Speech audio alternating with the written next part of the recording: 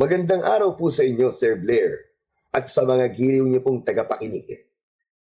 Isa po akong pulis na nagtatrabaho sa Maynila at isa po ako sa mga masugid niyo po na taga-subaybay sa inyong mga YouTube channel. Kaya naman po, naisipan ko po na ipadala po sa inyo ang sarili kong kwento ng kababalaghan. Sa karanasan po na ibabahagi ko, ay masasabi ko po na hindi ko inakala na ang isang pagpapanggap ay siyang magiging daan para makita ko ang totoong kahulugan ng pagiging isang bayani. Itago niyo na lang po ako sa pangalan na Edwin. At ito ang aking kwento. Mag-isa na lang ako sa buhay. Dahil binatilyo pa lamang ako nung mamatay ang aking mga magulang nang dahil sa pag-atake ng mga aswang sa baryo kung saan ako lumaki. Meron akong kakambal na ang pangalan ay Edward. Nang mamatay ang mga magulang namin, ay inaya ko siya na umalis sa aming baryo dahil hindi na kami roon ligtas dahil sa mga aswang. Pero nang panahon na yon, ay nagsasanay na siya para maging isang manunugis. Kaya tumutol siya sa gusto ko. Kahit mag-isa ko, ay itinuloy ko ang aking plano. Umalis ako at nagtungo sa Maynila. Akala ko ay magiging madali ang buhay ko kapag nakaalis ako sa aming baryo. Pero doon ako nagkamali. Ilang buwan akong naging isang palaboy hanggang sa napunta ako sa isang bahay ampunan. Sinuwerte ako dahil inampun ako ng mag-asawang walang anak. Sila ang nagpaaral sa akin hanggang sa maging isa na akong pulis. Ngunit tila may kakambal din akong malas dahil sabay silang namatay nang masunog ang aming bahay. Walang natira sa lahat ng pinaghirapan nila. Kaya simula noon ay naging mag-isa na ako at mas pinili kong manirahan sa isang maliit na barangay. Isang gabi, galing ako sa trabaho. Naglalakad ako sa skinita nang makita ko ang mga lalaking nag-iinom. Huminto ako at tinignan ko sila. Hoy kayo mga pare, baka naman mamaya mag-away-away na naman kayo ha.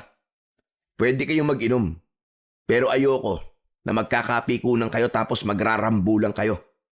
Subukan nyo lang na mag-away at lalabasin ko talaga kayo. Nagpatuloy na ako sa paglalakad, pauwi sa aking maliit na bahay. Isang lalaki ang sumalubong sa akin. Maliit siya at payat ang pangangatawan. Uy, Bossing Edwin, magandang gabi. Grabe, mukhang stress na stress ka na naman ah. Ang haggard ng mukha mo eh. Paano di ako may stress? Nakita na naman kita. Nakita ko pa lang yung pagmumukha mo, nai-stress na kagad ako eh. Saka paniguradong manghihingi ka na naman sa akin ng pambili ng bigas. Bossing talaga oh. Alam mo naman kung bakit kita hinihintay na makauwi eh. Kakaunti kasi ang kalakal ko kanina. Pinambayad ko lang sa kuryente. Kulang pa nga eh. Saka, naglinis na ako sa bahay mo. Inayos ko na rin yung mga gamit mo sa kwarto. Oo na. Nadali mo na naman ako sa palinis-linis mo sa bahay ko. Ang mabuti pa, sumama ka na lang sa akin sa bahay. At doon ka na maghapunan. Nakabili naman na ako ng ulam eh. Kaya magsasaing na lang tayo. Uy, talaga bossing? Ano bang binili mong ulam? Baka naman lutong ulam lang yan sa karinderya ni Aling Tonya ha? Napakaalat kasi ng luto nun eh. Parang gusto niyang magkaroon ng sakit sa bato lahat ng bumibili ng ulam sa kanya eh. Ikaw na nga lang ang papakainin, ikaw pa itong nag-iinarte. Pero huwag ka mag-alala. Hindi ako dun bumili. Bumili ako ng isang buong litsyong manok. Uy, ayos. Masarap yan, bossing. Tara na, gutom na ako eh. Ako na magdadala ng mga gamit mo, bossing. Hinayaan kong dalhin ni Bitoy ang mga bitbit ko at nauna na siyang naglakad papunta sa bahay ko. Masasabi ko na tanging si Bitoy lamang ang mapagkakatiwalaan ko sa lugar na yon. Marami kasi na ang tingin sa akin ay barumbadong pulis at mayabang. Dahil yon sa paraan ko ng pagsasalita at pagkilos. Galit sa akin ang mga may ginagawang mali sa aming lugar, gaya ng mga nagtutulak ng ipinagbabawal na gamot at yung mga mahihilig makipag-away at manggulo dahil ginagamitan ko talaga sila ng kamay na bakal. Ang sa akin lang naman ay ganun talaga ako kumilos. Isa pa, hindi ko rin kayang walang gawin o hindi umaksyon kapag may nakikita akong mali sa aking paligid. Kaya nga ako naging pulis ay para supilin ang mga kriminal at ang mga lumalabag sa batas. Para sa akin, walang kahit na sino ang mas nakatataas sa batas. Si Bitoy ang nagbukas ng gate ng bahay ko at siya rin ang nagbukas ng pinto. Meron kasi siyang sariling susi sa bahay ko dahil ganun kalaki ang tiwala ko sa kanya. May mga pagkakataon kasi na matagal akong nawawala sa bahay dahil sa trabaho ko. Kaya siya ang nagbabantay at naglilinis doon. Ayaw tumanggap ni Bitoy ng sweldo kahit inooperang ko na siya noon. Pero hindi ko kayang matiis na hindi siya bigyan minsan ng pera o ng pagkain. Malaki kasi ang utang na loob sa akin ni Bitoy. Pinagtripan kasi siya ng isang grupo ng mga kalalakian at pinagsasasaksak siya. Ako ang nagtanggol sa kanya at nagdala sa kanya sa pagamutan. Ayon kay Bitoy, kung hindi daw dahil sa akin, ay baka nasa ilalim na siya ng lupa at pinapapak na ng mga uod. Si Bitoy na ang nagsaing habang nagpapalit naman ako ng damit. Nang maluto na ang sinaing, ay pinagsaluhan na namin ang lityong manok na binili ko. Grabe! At sarap talaga ng lityong manok, bossing, no? Nanunuot talaga sa buto yung lasa. Salamat. Kasi kung di dahil sa'yo, ay hindi ako makakakain ng ganitong pagkain, bossing. Basta, ituloy mo lang ang pagiging tapat sa akin at palagi kang makakakain ng mga ganyan.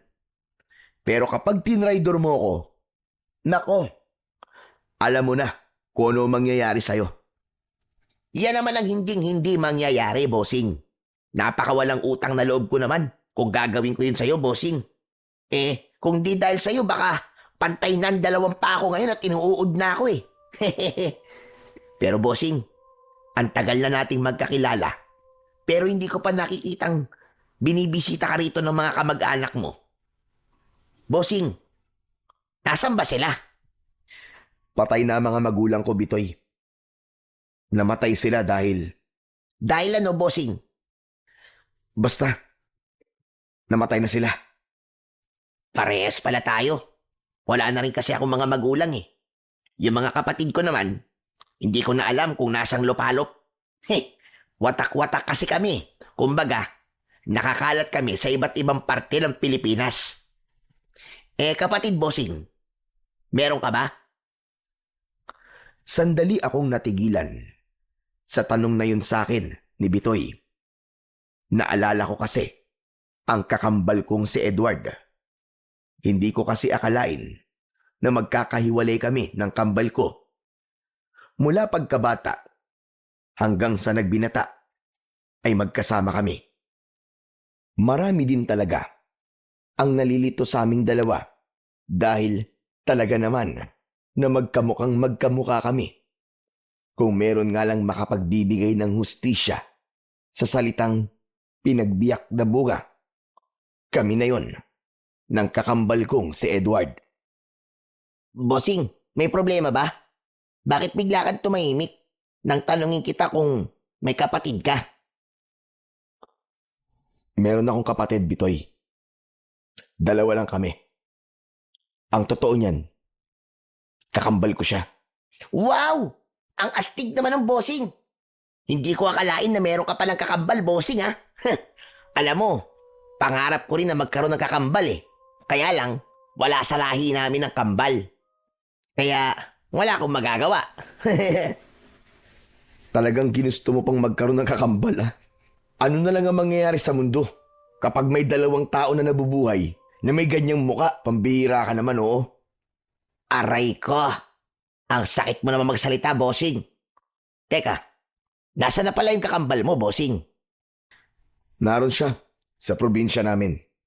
Gaya ko, ay tagapagtanggol din siya roon. Ibig sabihin, parehas kayong pulis, bossing? Hindi. Ibang klaseng tagapagtanggol ang kakambal ko. Mas mahirap ang ginagawa niya kumpara sa ginagawa ko. Ano? Ibig sabihin, literal na tagapagtanggol? Yung parang superhero, bossing, ganun ba? Pwede bang wag ka ng maraming tanong? Kumain ka na lang dyan. Hindi ako makasubo ng maayos nang dahil sa kadaldalan mo eh. Grabe! Ang sungit mo naman, bossing.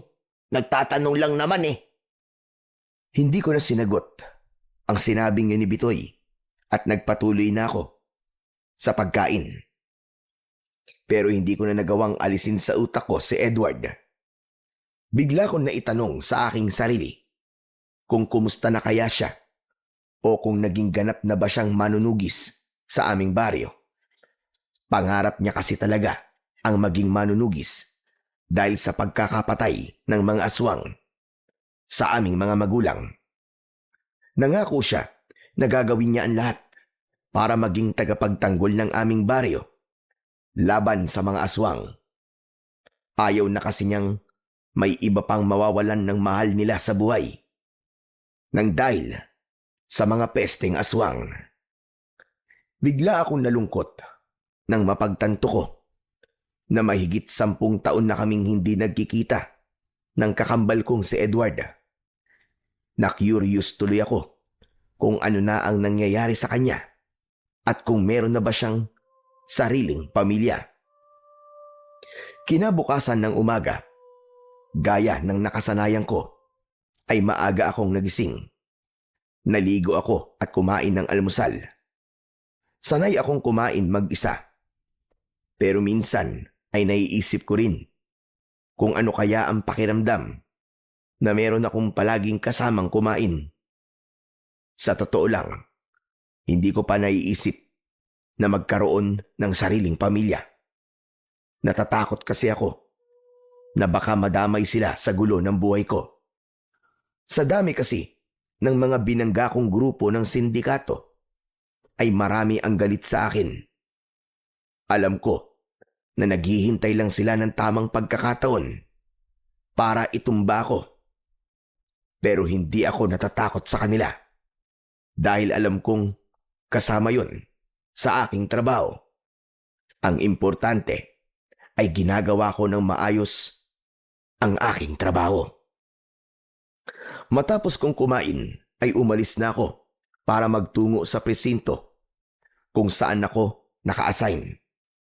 Maghapon akong nag-focus sa aking trabaho. Naging mabilis ang paglipas ng oras at hindi ko namalayan na oras na pala ng pag-uwi. Pagdating ko sa barangay kung saan ako nakatira, ay bumili muna ako ng ulam para hindi na ako magluto pag-uwi ko. Hindi na rin ako nagulat nang salubungin ako ni Bitoy nang malapit na ako sa bahay. Aba, mukhang bumili ka na naman ng ulam, bossing ah. At mukhang makikikain ka na naman sa bahay ko. Hindi no, kumain na ako kanina, bossing eh. Pero, pwede naman. Kung aalukin mo ko. Oo na, sumama ka na sa akin at kumain ka na ulit doon. Ay, oo nga pala, bossing. Meron palang pumunta sa bahay mo na matandang lalaki, hinahanap ka. Nung napadaan kasi ako kanina umaga sa bahay mo, ay may napansin akong matandang lalaki na nakatayo sa labas ng bahay mo. Kaya yun, nilapitan ko. Tapos tinanong ko kung anong kailangan niya o ginagawa niya ron. Ang sabi niya, Kailangan ka daw niyang makausap sa lalong madaling panahon. Ang sabi ko ay bumalik na lang siya ngayong gabi o kaya bukas ng umaga. Kasi rest day mo naman bukas, di ba? Sino kaya ang matandang yon? Nagpakilala ba siya sa'yo? Hindi bossing eh. Tinanong ko kung anong pangalan niya pero ang sabi niya ay wala siyang responsibilidad na magpakilala sa akin. Ang sungit nga eh. Mas masungit pa nga kaysa sa'yo, bossing eh. Hindi kaya miyembro yun ng isa sa mga sindikato na binangga ko? Aba, malay ko, bossing. Pero sa itsura niya, mukhang hindi naman siya miyembro ng sindikato. Simple lang yung suot niya, saka parang galing pa nga siya sa malayong lugar eh. Kung importante naman ang pakay niya sa'yo, siguradong babalik yun dito. Napuno ako ng kuryosidad kung sino ang matandang lalaki na tinukoy ni Bitoy. Wala kasi akong kilalang matandang lalaki na pwedeng maghanap sa akin. Sa kabila ng wala akong ideya kung sino ang matandang yon, ay may kaba kong naramdaman. Isang kaba na hindi ko alam kung saan nanggagaling. Sa gabing iyon, hindi ko inasahan na mapapanaginipan ko si Edward.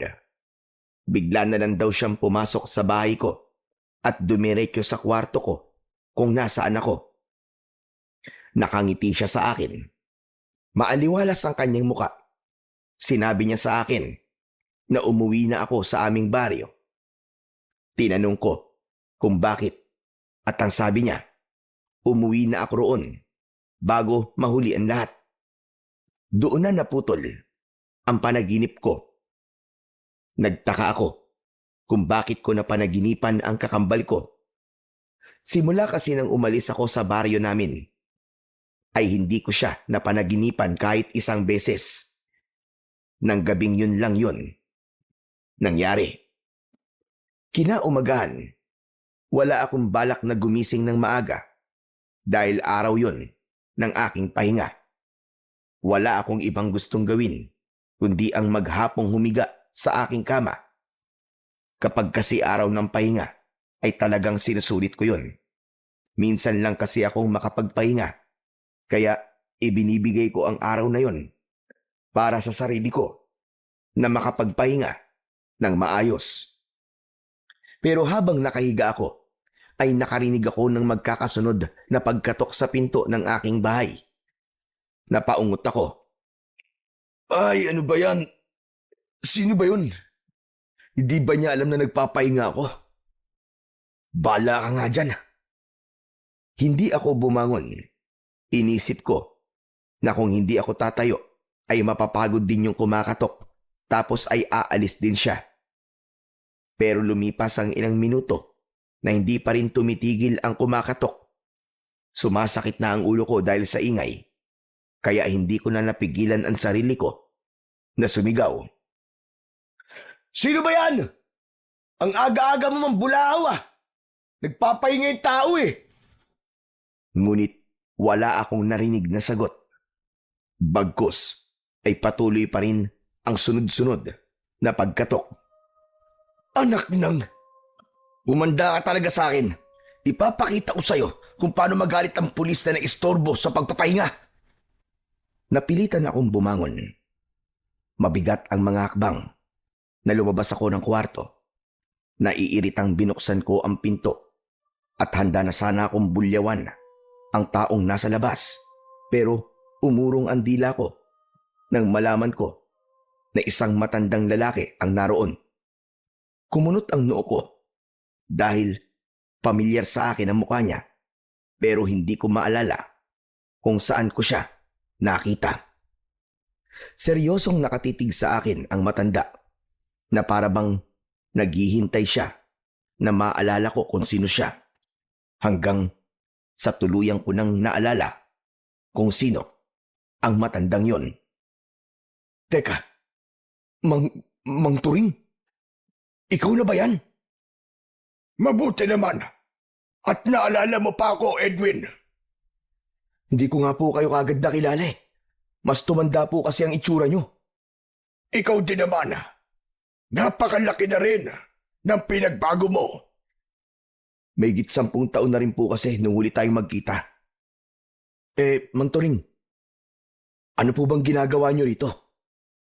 Baka naman, pwede mo muna akong papasukin bago ko sabihin sa iyo ang totoong dahilan kung ano ang sadya ko rito. Sige ho. Pasok po kayo. Nilakihan ko ang pagkakabukas ng pinto. Pinaupo ko si Mang Turing sa sala. Nagtimpla ko ng 2 tasa ng kape at iniabot ko sa kanya ang isa. Mang Turing, ikaw po ba yung sinabi ng kaibigan ko na matandang lalaki na nasa harapan itong bahay ko kahapon? Sino? Yung lalaki bang mukhang bisugo? Kung siyang tinutukoy mo, ay ako nga ang matandang yon. Hindi ko sinabi sa kanya ang pakay ko kasi mukhang hindi siya mapagkakatiwalaan. Si Bitoy po yun. Mabait po yun, Mang Turing. Teka. Ano ho ba talaga ang sadya niyo rito sa akin? Humigop muna si Mang Turing ng kape. At mas lalong naging seryoso ang mukha niya. Bigla akong kinabahan. Nagkaroon ako ng hinala na hindi ko magugustuhan ang sasabihin niya. May dala akong masamang balita. Alam kong magiging masakit ito para sa'yo. Kaya sana ay maging handa ka, Edwin. Ano ba yun, Mang Turing? Sabihin niyo na po agad. Kinakabahan po kasi ako eh. Ang kakambal mo. Wala na siya. Po? Si Edward? Bakit? May iba ka pa bang kakambal bukod kay Edward? Ang ibig ko pong sabihin eh, paano wala na siya? Umalis na po ba siya sa baryo natin? Saan po siya nagpunta? Hindi, Edwin. Patay na si Edward. Namatay siya noong nakarang gabi nung umatake siya sa kuta ng mga aswang sa gubat. Pakiramdam ko ay binuhusan ako ng 1 timbang tubig na punong-puno ng yelo.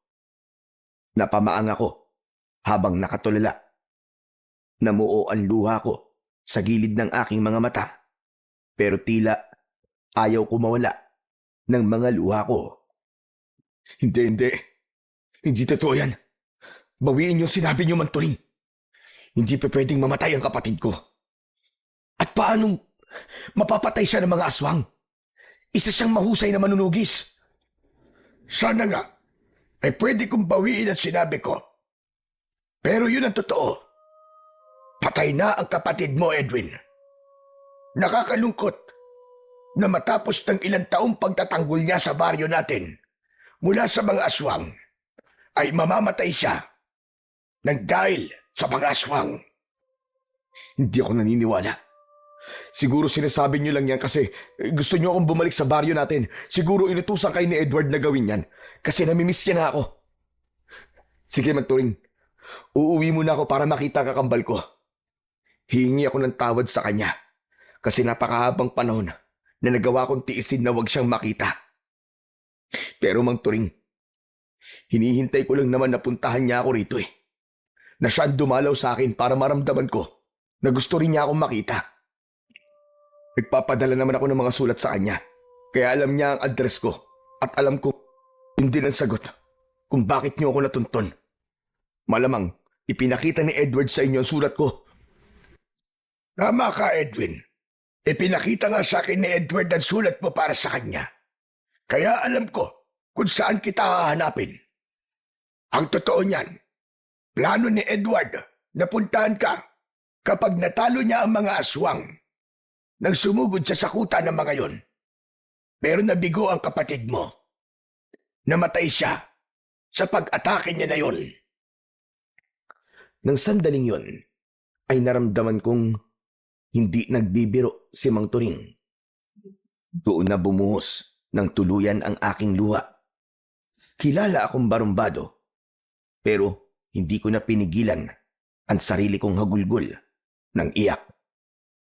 Wala akong kwentang kapatid. Hindi ko man lang nagawang protektahan ng kakambal ko. Patawarin mo ko, Edward. Patawad kung hindi man lang tayo nagkita bago ka mawala. Patawarin mo ko, Tol. Hinayaan ako ni Mang Turing na umiyak.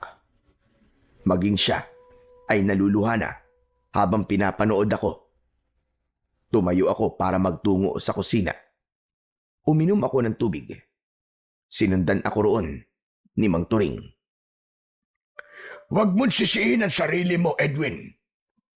Wala kang kasalanan sa nangyari kay Edward. Kung meron ba dapat sisihin, ayun ang mga aswang na ilang taon nang nanggugulo sa baryo natin. Namatay ang kapatid mo bilang isang bayani at namatay siya na ginagawa ang bagay na gusto niya. At yun ay ang protekta ng ating baryo mula sa mga aswang. Pero bakit siya namatay? Hindi ba siya tinulungan ng mga tao sa atin? Napakaraming lalaki doon ah. Sa kasamaang palad, takot sa mga aswang ang lahat ng tao sa baryo natin. Wala sa kanila ang may lakas ng loob para makipaglaban. Kami lang ni Edward ang may lakas ng loob na harapin ang mga aswang.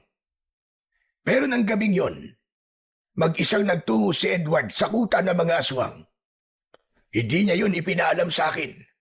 Dahil marahil ayaw niya akong mapahamak. Nalaman ko na lang na nagpunta siya sa kuta ng mga aswang nang pumunta ako sa bahay niyo ng gabing yon para sana ikausapin siya. Pero wala siya roon nang pumunta ako, kaya nagkaroon ako ng hinala na pumunta siya sa kuta ng mga aswang. Uuwi ako sa atin, Mang Turing. Gusto ko nandun ako sa burol ng kapatid ko. Ikinalulungkot ko, pero hindi ko na ibinurol ang kapatid mo dahil hindi ko kayang makita ang katawan niya na puno ng sugat mula sa mga aswang. Inilibing ko na kagad ang katawan ni Edward. Kung ganun, gusto kong puntahan ang libingan niya. Kahit man lang doon, ay masabi ko ang gusto kong sabihin sa kanya. Mang Turing, sigurado ako na wala kayo matutuluyan dito. Kaya bukas po ang bahay ko para sa inyo. Pero gusto ko po na makaalis na tayo sa lalong madaling panahon. Aayusin ko lang po ng mabilis ang pag-leave ko sa trabaho. Maraming salamat. Ang totoo niyan ay sa isang parke lang ako natulog kagabi dahil wala akong alam dito sa Maynila. Edwin Iyo, nakikiramay ako sa iyo. Napakasakit para sa akin ang pagkawala ni Edward at sigurado ko na mas masakit yun para sa iyo dahil kakambal ka niya. Marahan akong tumango. Doon ko napagtanto na kaya pala nagpakita si Edward sa akin sa panaginip at pinapauwi niya ako sa aming baryo ay isa na pala yung pahiwatig na mawawala na siya. Kung alam ko lang sana na mangyayari yun, umuwi na sana ako sa baryo namin upang nakasama ko man lang ang kakambal ko sa mga huling araw niya sa mundo. Gusto kong isipin na panaginip pa rin ang lahat. Gusto kong isipin na meron pa rin akong pagkakataon na makasama si Edward. Pero sa tuwing nakikita ko si Mang Turing at naaalala ko ang dahilan kung bakit niya ako pinuntahan, ay sumisiksik sa utak ko ang katotohanang patay na ang aking kakambal na si Edward. Hindi lang ako nasasaktan. May pagsisisi rin akong nararamdaman. Pagsisisi kasi hindi man lang ako umuwi sa aming baryo simula nang umalis ako roon. Inisip ko kasi na mas dapat na si Edward ang bumisita sa akin kaysa ako ang bumisita sa kanya. Tumawag na rin ako sa presinto at nagpaalam ako na maglilive ako ng 1 linggo.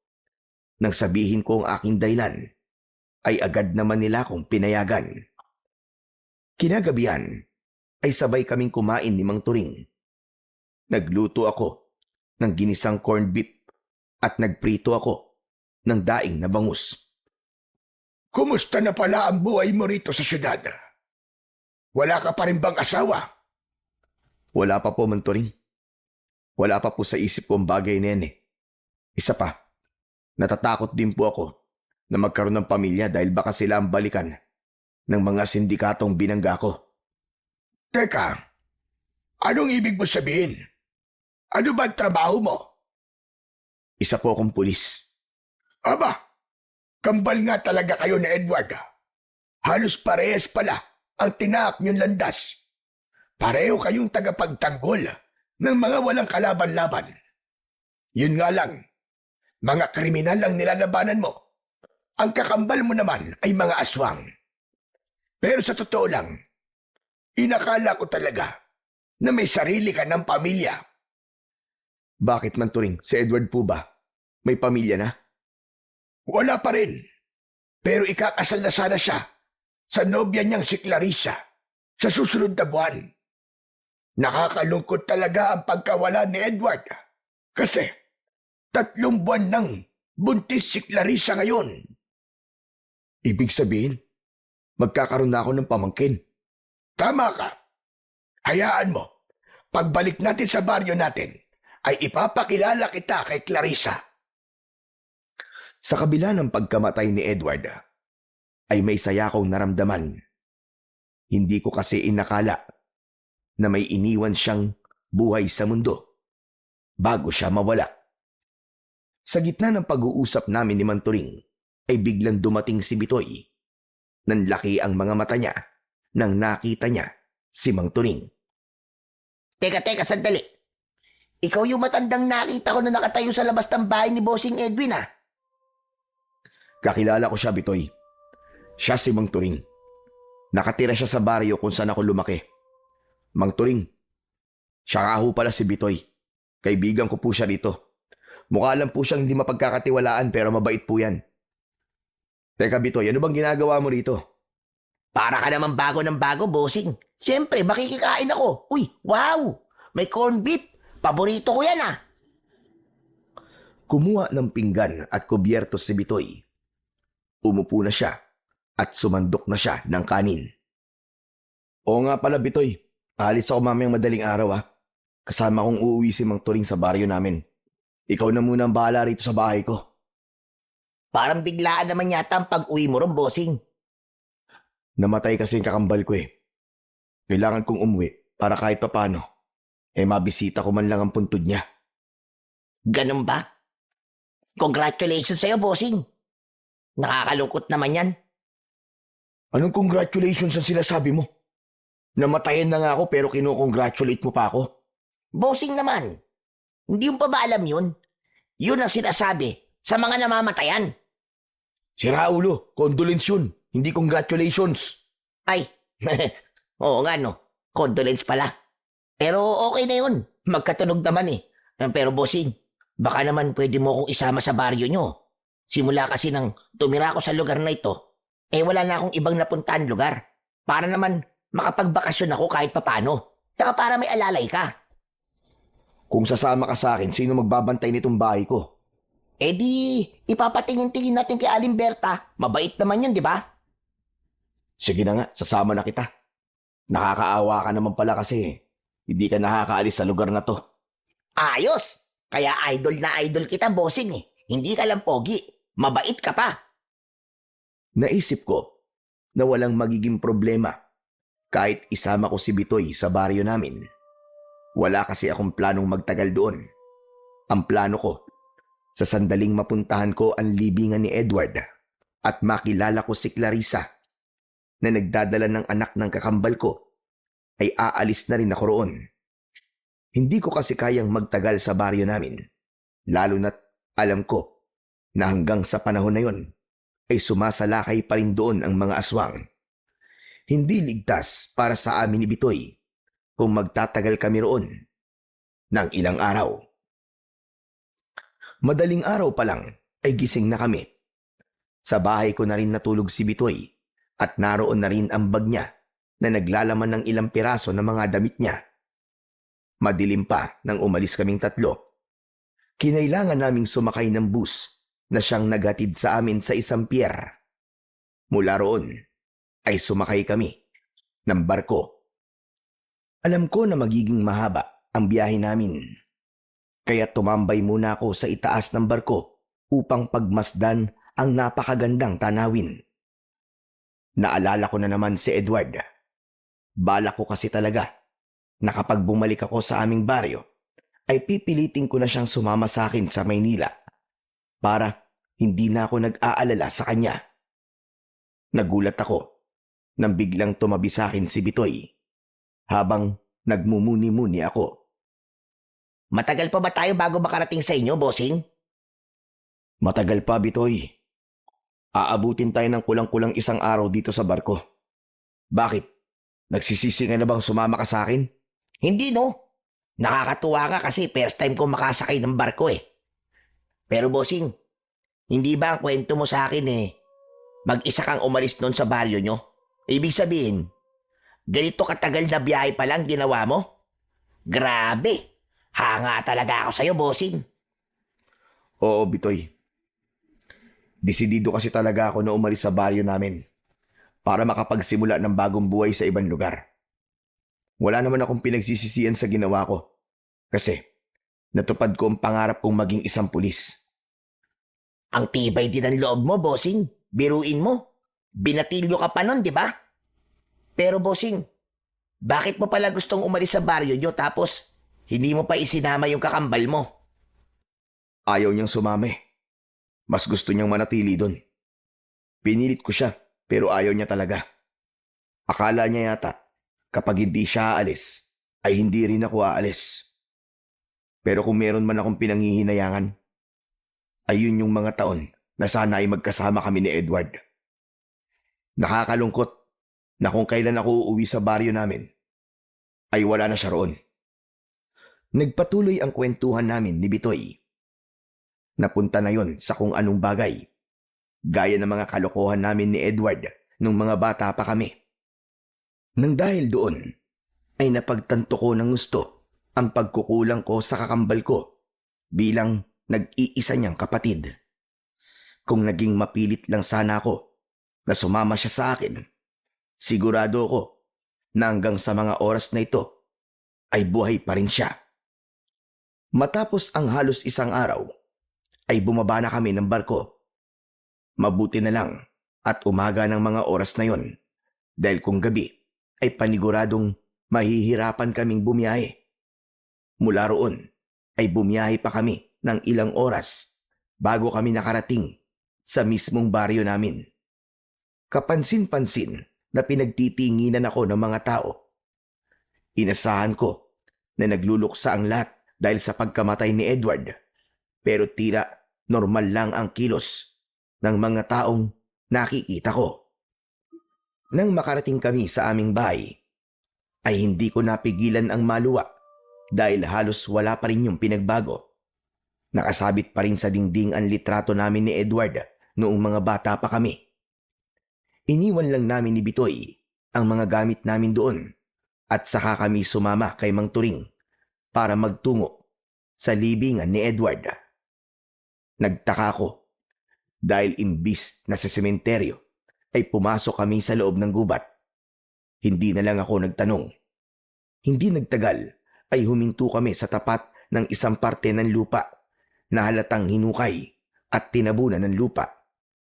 May nakatusok sa ibabaw na isang kahoy na hugis krus. Dito ko'y nilibing ang katawan ng kakambal mo, Edwin. Hindi na muna ako nagtanong dahil hindi ko na napigilan ang mapahagulgol ng iyak. Nanghihina akong napaluhod sa lupa. Kung pwede nga lang, nahukayin ko ang kapatid ko ay ginawa ko na para mayakap ko siya kahit sa huling pagkakataon. Panay ang hingi ko ng tawad kay Edward kahit hindi ako sigurado kung naririnig ba niya ako. Hinayaan lang ako ni Mang Turing at Bitoy. Tahimik lang sila na nakatingin sa akin. Nang medyo kumalma na ako, ay tumayo na ako at pinunasan ko ang aking mga luha. Hindi na sayang ang pagkamatay ng kakambal mo, Edwin. Simula nang umalis ka, ay wala siyang ginawa kundi gawin ang tungkulin niya sa baryo natin. Nung sinasanay ko pa lang siya na maging manunugis, ay nakita ko kung gaano siya kapursigido. Gusto niya talagang maging isang mahusay na manunugis dahil sa pagnanais niyang maging tagapagtanggol ng baryong ito. laban sa mga aswang. Anong sinabi mo, Manturing? Teka. Tama ba narinig ko? May mga aswang dito? Hindi ba sinabi sa'yo ni Edwin?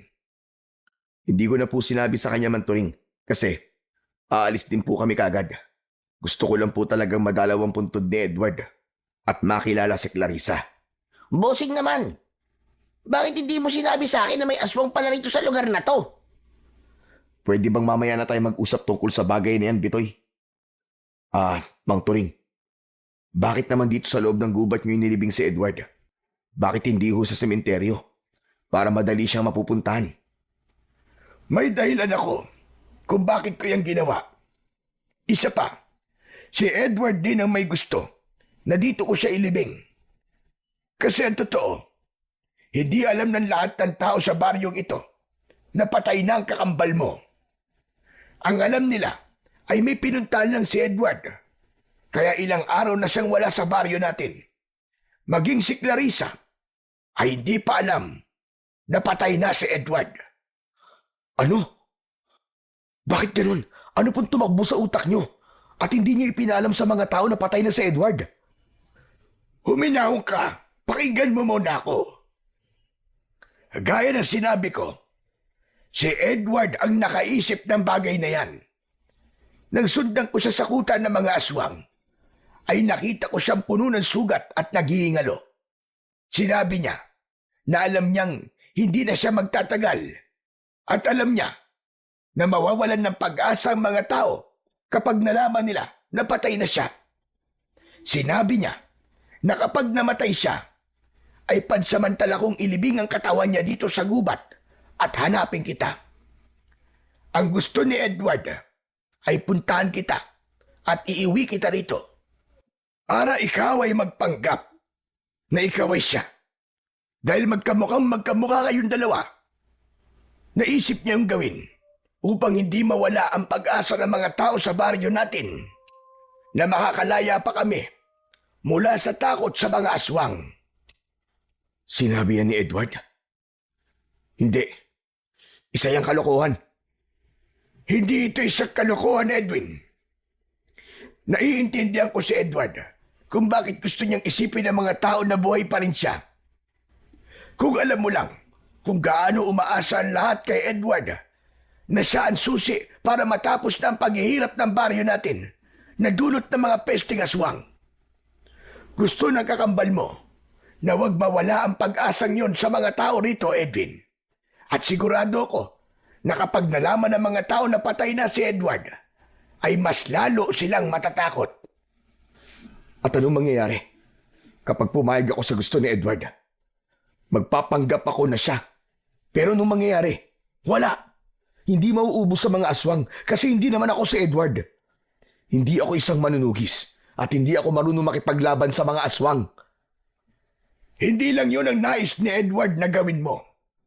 Gusto rin niyang ipagpatuloy mo at tapusin mo ang laban na kanyang sinimulan.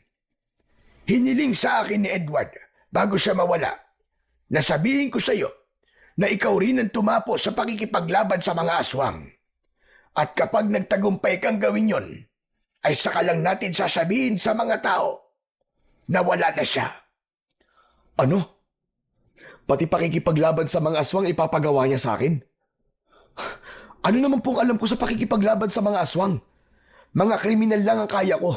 Pero kung aswang na, ibang usapan na yun. Kaya nga ako nandito para tulungan ka. Ako ang magtuturo sa iyo ng mga dapat mong malaman.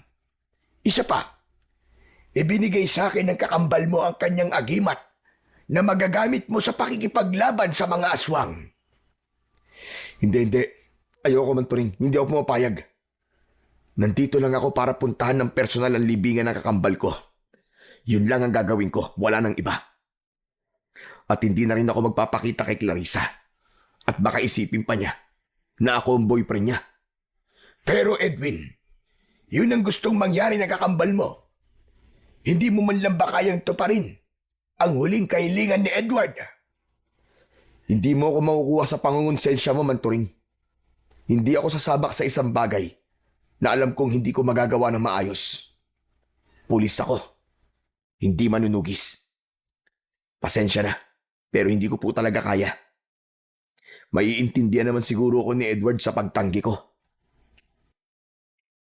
Muli akong humarap sa puntod ni Edward at sa huling pagkakataon ay nagpaalam na ako sa kanya.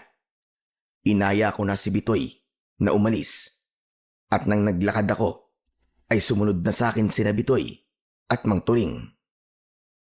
Patuloy sa pangungumbinsi si Mang Turing sa akin pero nagbingi-bingihan ako. Naniniwala ako na nagsasabi ng totoo si Mang Turing pero alam ko ang kakayahan at kapasidad ko. Hindi ako kagaya ni Edward na binatilyo pa lamang ay sinanay na para maging isang mahusay na manunugis. Isa pa, hindi ko rin kayang manloko ng mga tao at paniwalain sila na ako si Edward para lang hindi mawala ang pag-asa nila na may tsansa pang makalaya ang baryong yun mula sa pagsalakay ng mga aswang. Bossing, totoo ba talaga yung mga pinag-usapan niyo ni Mang Turing? May mga aswang talaga na sumasalakay sa baryong to? Narinig mo naman siguro mga pinag-usapan namin kanina, di ba? Kailangan ko pa bang magpaliwanag sa'yo? Medyo gets ko naman, bossing. Medyo hindi lang ako makapaniwala sa aswang-aswang na yan. Kasi sa Maynila ako lumaki. Wala namang kasing aswang dun eh. Mukhang aswang meron. Totoo mga aswang, Bitoy. Alam kong mahirap paniwalaan, lalo na sa mga kagaya mong lumaki sa syudad. Pero maniwala ka, totoo talaga sila. Mga aswang ang pumatay sa mga magulang ko para sa kaalaman mo. Kung ganun, bossing, kailangan na pala nating umalis dito. Hindi tayo pwede magtagal dito at baka abutan pa tayo ng pagsalakay ng mga aswang. Ganyan na nga ang gagawin natin. Uuwi lang tayo sa bahay namin para kunin ang mga gamit natin tapos babalik na tayo sa Maynila. Nagpatuloy ako sa mabilis na paglalakad. Nang nakalabas na kami ng gubat at nasa mismong baryo na kami, ay muli akong pinagtinginan ng mga tao. Yumuko ako dahil alam kong iniisip nila na ako si Edward. Nang nakarating na kami sa bahay ko, ay napahinto ako dahil may isang babae ang nakatayo sa labas ng bahay. Maganda siya, morena at balingkinitan ang pangangatawan. Mahaba ang buhok niya na may natural na malalaking kulot. Nagliwanag ang mukha ng babae pagkakita niya sa akin. Ngumiti siya, sabay takbo palapit sa akin. Nagulat ako nang bigla niya akong niyakap ng mahigpit. Nang kumalas siya sa pagkakayakap sa akin, ay muli siyang ngumiti. Nang sabihin sa akin ng mga tao na bumalik ka na, ay pinuntahan kita rito. Kaya lang, wala kang dumating ako kaya hinintay na kita. Bakit naman ganyan ang reaksyon mo? Parang hindi ka masaya na makita ako ah. Hindi mo ba ako na-miss? May gitsang araw din tayong hindi nagkita. Clarissa? Oo, ako nga, bakit? Nakalimutan mo na ba kung sino ko? Ay, Clarissa, pagod kasi ang si Edward sa biyahe. Hindi ba sabi ko sa'yo, ay nagpunta siya sa isang ermitanyo na nakatira sa malayong lugar dahil kailangan niya ng mga bagong kaalaman sa pakikipaglaban sa mga aswang. Kumusta naman ang lakad mo, Edward? Mukhang pagod na pagod ka nga. Pasensya ka na kung pinuntahan ka agad kita rito. Saka, gusto ko lang talagang sabihin sa'yo. Nasabi ni Aling Kuring ay delikado ang pagbubuntis ko. Kaya may mga halamang gamot siyang sinabi na kailangan kong inumin para mas maging makapit ang anak natin. Ayos lang, walang problema. Gusto rin naman kitang makita kagad kaya masaya ako na nandito ka, Clarissa. Sana naman may magandang nangyari sa lakad mo. Hindi ba na huling pag-uusap natin ay sinabi mo na baka puntiryahin ako ng mga aswang kasi buntis ako. Pero sigurado ka ba talaga doon? Sa sinabi mo na dito muna ako titira sa bahay mo para mabantayan mo ako? Ano? Magkasama tayong titira sa bahay ko? Sinabi ko yun? Oo, nakalimutan mo na ba? Clarissa, pwede bang saka mo nakausapin si Edward? Pagod pa kasi talaga siya. Kaya kung mapapansin mo, ay wala pa siya sa kanyang sarili. Kaya nga man, Turing. Sige, babalik na lang ako bukas. Nang nakaalis na si Clarissa, ay saka lang ako pumasok sa bahay ko. Sinundan ako ni Bitoy at Mang Turing. Nagpalakad-lakad ako dahil hindi ako mapakali. Hindi ko kasi akalain na sa iilang oras pa lang ako na bumalik sa aming baryo ay napakarami na kagad nangyari. Nakita mo naman siguro, Edwin. Hindi nahalata ni Clarissa na hindi kasi Edward. Kasi nga, talagang magkamukha kayo. Kaya kung papayag ka sa sinabi ni Edward, ay hindi ka mahihirapan na magpanggap. Sabihin na po nating madali lang na magpanggap na ako si Edward. Pero yung makikipaglaban po ako sa mga aswang, yun po ang hindi ko kayang gawin. Maniwala ka sa akin. Kaya mo rin gawin ang ginagawa ng kapatid mo. Gaya ng sinabi ko kanina, ay ako ang magtuturo sa iyo ng mga kailangan mong malaman. Pero nagbago na ba ang isip mo? Pumapayag ka ba na magpanggap bilang si Edward? Sige. Pumapayag na ako. Nag-aalala kasi ako sa pamangking ko na dinadala ni Clarissa. Ba kung anong gawin sa kanila ng mga aswang. Hindi naman ako papayag na pinatay na nga nila ang kapatid ko tapos pati pamangking ko na hindi pa ipinapanganak ay papatayin rin nila. Diyos ko, maraming salamat at pumayag ka na. Hindi mo alam kung gaano ako kasaya, Edwin. Pero kapag nabuking tayo ng mga tao, ikaw ang kailangan magpaliwanag sa kanila. Ikaw ang haharap sa kanila dahil plano nyo to ng kakambal ko. Huwag kang mag-alala, Edwin. Sigurado ko na hindi nila malalaman na hindi ikaw si Edward. Kahit nga si Clarissa na madalas nang kasama ni Edward ay hindi nakahalata. Basta, maging manumanay lang ang iyong pagsasalita at iwasan mo muna ang pagiging mayabang kumilos. Kilala mo naman siguro si Edward. Mainahon yung magsalita at gumalaw. Hindi ko alam, Mang Turing, kung kakayanin ko yan, pero susubukan ko. Pero, pwede po bang iwanan niyo muna kami rito ni Bitoy? Gusto ko na po magpahinga. Gusto ko pong kumalma. Mag-isip-isip. Saka, pwede po bang kayo na rin po ang kumausap kay Clarissa? Bakit ko naman kakausapin si Clarissa? Hindi ko naman po kasi alam na bago mamatay si Edward, ay sinabi niya kay Clarissa na dito muna tumira. Baka pwedeng sa inyo na muna tumira si Clarissa. Kasi mahihirapan ako magpanggap na si Edward kung kasama ko siya sa iisang bubong. Gusto ko na kapag nasa labas lang ako at may ibang tao ay saka lang ako magpapanggap. Para kapag nandito ako sa bahay ay mailalabas ko naman kung sino talaga ako. Naiintindihan ko. Hayaan mo at ako na ang bahalang kumausap kay Clarissa. Aalis na muna ako para makapagpahinga na kayong dalawa ng kaibigan mo. Muli, maraming salamat sa pagpayag mo, Edwin. Sigurado ako na napakasaya ng kakambal mong si Edward. Sa desisyon mo na yan. Marahang tinapik ni Mang Turing ang balikat ko bago siya umalis. Isinarado ko ang pinto at saka ako umupo. Tumabi naman si Bitoy sa akin at nairita ako sa klase ng pagngisi niya sa akin. Hoy, anong ibig sabihin ng ngisi mo na yan, ha? Tumigil ka nga kasi naiinis ako sa ngisi mo para kang aso. Napansin ko kasi na nagbago ang isip mo nang makita mo yung syota ng kakambal mo, bossing eh. Sa bagay, hindi naman ako nagtataka. Napakaganda naman pala talaga ni Clarissa. Siyempre, kapag nagpanggap kang si Edward, ikaw nang magiging syota ni Clarissa. Ang swerte mo, bossing. May instant jowa ka. Anak ng tutsang o, kahit kailan talaga manyak ka. Huwag mo akong itulad sa'yo, ha? Hindi ako pumayag sa gusto ni Edward at Mang Turing dahil maganda si Clarissa. Pumayag ako kasi gusto kong protektahan ng pamangking ko. Saka naisip ko na tama si Mang Turing. Huling kahilingan niyo ng kakambal ko.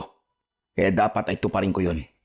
Para kahit man lang sa bagay na to, ay makabawi ako sa kanya. Pero bossing, ipapaalala ko lang sa'yo na kailangan mong makipaglaban sa mga aswang. Sigurado ka bang kayang-kaya mo yon? Hindi ko alam, Bitoy. Pero kailangan kong kayanin. Kailangan kong tapusin ang laban na sinimulan ni Edward. Bakit kasi hindi pa siya sumama sa akin noon nang umalis ako dito eh? E di sana, wala akong ganitong problema ngayon. Kaya dapat, maubos ko na ang mga aswang na yon para makabalik na ako sa normal kong buhay. Kaya nga, bossing eh. Pero naisip ko lang na napakahalaga pala talaga ng kapatid mo sa baryo nyo, no? Biruin mo, itinuturing siyang bayani rito. Si Mang Toring na rin mismong nagsabi na kapag nalaman ng mga tao na patay na ang kakambal mo, mawawalan sila ng pag-asa na makalaya sa takot nila sa mga aswang. Ibig sabihin, ganong kalakas ang kakambal mo sa mga tao rito. Natigilan ako sa sinabing yun ni Bitoy at may mga bagay akong napagtanto. Noon kasi ay iniisip kong isang kabaliwan ang kagustuhan ni Edward na maging isang manunugis. Para sa akin ay hindi praktikal na magpakabayani ka para sa isang buong baryo na puro pasasalamat lamang ang matatanggap mo. Iba kasi yun sa pagiging pulis. Ako kasi, kahit isinusugal ko ang buhay ko, ay may natatanggap naman akong sahod. Pero nang dahil sa sinabi ni Bitoy, napagtanto ko kung bakit ninais ni Edward na maging isang manunugis. At yun ay upang maging simbolo ng pag-asa sa baryo namin. At sigurado ko na natupad niya ang bagay na yun. Nang sumunod na araw, ay agad naming inumpisa ni Mang Turing ang aming pagsasanay. Isinagawa namin yon sa likod ng bahay. Habang si Bitoy naman ay pinapanood kami habang kumakain ng chichirya na parabang nanonood siya ng pelikula sa sinihan. Lumapit si Mang Turing sa akin at inabot niya sa akin ang 2 itak. Kakaiba ang hawakan nun dahil may mga nakaukit doon na mga simbolo na wala akong ideya kung ano ang ibig sabihin. Ano yan, Mang Turing? Bakit niyo sa akin ibinibigay ang mga itak na yan? Dahil ito, ang mga sandata na ginamit noon ni Edward sa pakikipaglaban sa mga aswang. Kaya ang mga ito rin ang gagamitin mo. Nagpapatawa po ba kayo? Pulis ako. Baril po ang ginagamit ko at hindi itak. Pero hindi na ikaw ngayon si Edwin. Habang nandito ka sa baryo natin, ay ikaw muna si Edward. Kailangan mo matutunan kung paano siya makipaglaban sa mga aswang. Paniguradong magtataka ang mga tao kapag nakita nila na baril ang ginagamit mo sa pakikipaglaban. Anak ng putya, oo. Ang hirap naman ito. Kung hindi ko lang mahal ang kapatid ko at ang pamangking ko, hindi ko to gagawin eh. Yan din ang isa sa gusto kong magbago sa'yo. Sana ay gawin mo to, hindi lang dahil sa mga mahal mo sa buhay, kundi para rin sa mga taong walang kalaban-laban. Ganyan mag-isip noon si Edward. Kaya naging mabilis ang lahat para maging isa siyang mahusay na manunugis. Oo na. Ang dami niyo pa sinasabi. Wala naman pala akong pagpipilian eh, kundi gamitin ang itak na to ni Edward. Akin na nga yan, para makapagsimula na tayo. Nang iabot sa akin ni Mang Turing ang itak, ay may kakaiba akong naramdaman. Tila may mga maliliit na boltahe ng kuryente ang biglang gumapang sa aking kamay, papunta sa lahat ng parte ng aking katawan. Sigurado ko na nagmula yon sa itak. Sandali lang, Mang Turing. Ang sabi nyo ay merong ginagamit na agimat si Edward, tama ba? Nasaan po yun? Mas maganda siguro kung turuan nyo na rin akong gamitin yon para maging mabilis tayo rito. Ang agimat na yon ay hawak mo na. Ang itak na yan ay naglalaman ng agimat na kayang gawing malakas at maliksi ang kung sino mang hahawak niyan at gagamit niyan laban sa mga aswang. Pero kung meron itong agimat o kapangyarihan, bakit nagawang patayin ng mga aswang ang kapatid ko? Yan din ang ipinagtataka ko Pero marahil masyadong nagtiwala si Edward na kaya niya ang dami ng mga aswang. Kaya bumaba ang kanyang depensa. Siguro naman ay alam mo na hindi lang puro pag-atake ang ginagawa sa isang labanan, kundi dapat ay malakas din ang iyong depensa. Matapos yon, ay sinimulan na ni Mang Turing ang pagtuturo sa akin ng paggamit ng itak sa pakikipaglaban. Iba't ibang estilo ng pag-atake ang ipinakita niya sa akin na sinundan ko. Tinuruan din niya akong dumepensa gamit ang itak. Sa una ay napakabigat ng mga itak, pero habang tumatagal ay gumagaan na yon at naramdaman ko na parang iisa na kami. Inisip ko na lang na ako talaga si Edward upang madali kong matutunan ang mga dapat kong malaman. Halos 1 oras din akong sinanay ni Mang Turing. Kahit papano ay nakukuha ko na ang tamang paghawak sa mga itak at kung paano ko yung gagamitin sa pakikipaglaban at pagprotekta sa aking sarili. Sakto, pagkatapos ng aming pagsasanay, ay dumating bigla si Clarissa na may dalang 1 pinggan ng pritong saging. Oh, Clarissa, anong ginagawa mo rito? Ikaw naman, parang bago sa ito ha. Hindi ba? Alam mo naman na kapag ganitong oras na nagsasanay ka, ay palagi kitang dinadala ng merienda. Sorry, nakalimutan ko eh. Tama-tama nga ang dating mo kasi kakatapos lang namin magsanay ni Mang Turing. Kinausap pala ako kagabi ni Mang Turing tungkol dun sa pagtira ko sa bahay mo. Naiya ka lang daw sabihin sa akin. Kaya siya ang nagsabi ng gusto mong sabihin. Naiintindihan ko naman kung bakit mas gusto mo na sa bahay ako ni Mang Turing tumira. Baka kasi kung anong isipin ng mga tao kasi nakatira ako sa bahay mo tapos hindi pa tayo kasal. Kung buhay pa sana ang mga magulang ko, paniguradong hindi tayo mag-aalala kasi may kasama sana ako sa bahay. Bakit? Ano bang ikinamatay ng mga magulang mo? Nakalimutan mo na ba? Pinatay din sila ng mga aswang, di ba? Teka, ano ba talaga nangyayari sa'yo? Parang simula nang bumalik ka rito, ay naging makakalimutin ka na. Oo nga pala, naalala ko na. Pasensya ka na, Clarissa. Ang dami ko kasing iniisip nitong mga nakarang araw dahil sa mga aswang. Naiintindihan ko naman. Kahit siguro ko ay magiging makakalimutin din kapag lahat ng tao ay umaasa sa akin. Ay, oo nga pala. Aalis na ako. Ihahanda ko pa kasi ang mga gamit ko para makalipat na ako sa bahay ni Mang Turing. Dinala ko lang talaga itong pagkain sa inyo. Nang yakapin ako ni Clarissa, ay gumanti rin ako ng yakap sa kanya. Pinanlakihan ko ng mga mata si Bitoy dahil kulang na lang ay mangisay siya sa sobrang kilig. Hindi na nagtagal doon si Clarissa at umalis na siya. Isang malalim na paghinga ang pinakawalan ko. Pakiramdam ko ay mas napagod ako sa pagpapanggap ko na ako si Edward sa harap ni Clarissa kesa sa pagsasanay namin ni Mang Turing. Humarap ako kay Mang Turing at napailing ako.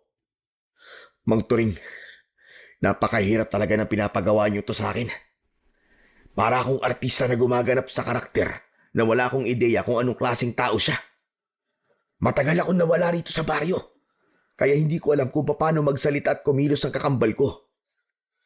Sa tingin ko naman ay maganda ang ginawa mo. Nakita mo naman na hindi nagduda sa iyo si Clarissa. Paano kapag makikipaglaban na ako sa mga aswang? Paano kung hindi ko makuha ang mga galaw at galing ni Edward? Huwag kang mag-isip ng ganyan. Alam kong malaki ang tiwala sa iyo ng kakambal mo. Kaya niya naisip na ipasa sa iyo ang tungkulin niya sa baryo natin. At gusto ko ring sabihin na maganda ang ipinakita mo sa ating pagsasanay. Mabilis kang matuto, kagaya ni Edward. Hindi nakapagtataka. Nakakambal ka niya. Sus, binola niyo pa ako. Nagsasabi lang ako ng totoo, Edwin. Isa pa, kung hindi ka mahusay, ay sasabihin ko naman sa iyo yun. Kaya magtiwala ka rin sana sa iyong sarili na kaya mo ito, gaya ng pagtitiwala sa iyo ng kakambal mo. Nang sandaling yon, ay hindi ko alam kung ano ang mararamdaman ko. Hindi ko alam kung matutuwa ba ako sa mga bagong kaalaman na nalalaman ko o matatakot ako dahil hindi ako sigurado kung magtatagumpay ba ako sa misyon kong talunin ang mga aswang sa baryong yon. Pero isang bagay lang ang naging sigurado ko at yun ay ang hindi pala madali ang ginagawa ng kapatid ko bilang isang manunugis. Kung mahirap ang maging pulis, ay mas mahirap pala ang maging kagaya ni Edward. At ramdam na ramdam ko na kagad yun, kahit pagsasanay pa lamang ang ginagawa ko. Nang mga sumunod na araw, ay nagpatuloy ako sa pagsasanay upang mas makuha ko na ang galaw ng kapatid ko pagdating sa pakikipaglaban sa mga aswang. Napakalaki ng naitutulong ni Mang Turing sa akin para mas maging mahusay ako at matutunan ko ang mga dapat kong malaman. Hanggang isang araw, pinatawag ako ng aming kapitan upang magsalita sa plaza sa harap ng mga tao. Iyon ay upang ipaalam ko sa kanila kung ano ang plano ko.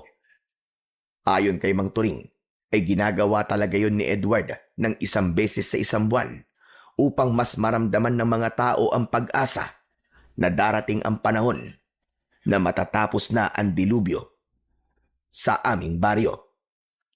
Bago ako magsalita sa harap ng mga tao sa aming baryo, ay sinabi muna sa akin ni Mang Turing kung anong mga sinasabi ni Edward noon sa ganung pagtitipon para kahit papano ay meron akong ideya sa mga sasabihin ko.